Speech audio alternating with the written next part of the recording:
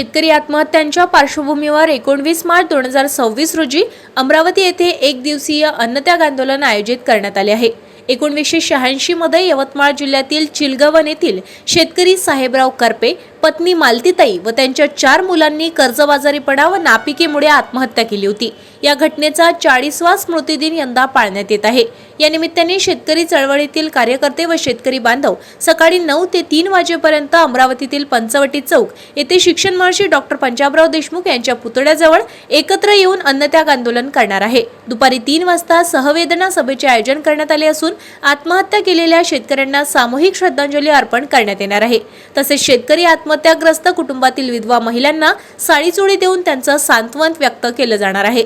आयोजकांनी शेतकरी बांधव व नागरिकांनी मोठ्या संख्येने उपस्थित राहण्याचे आवाहन सुद्धा केले आहे।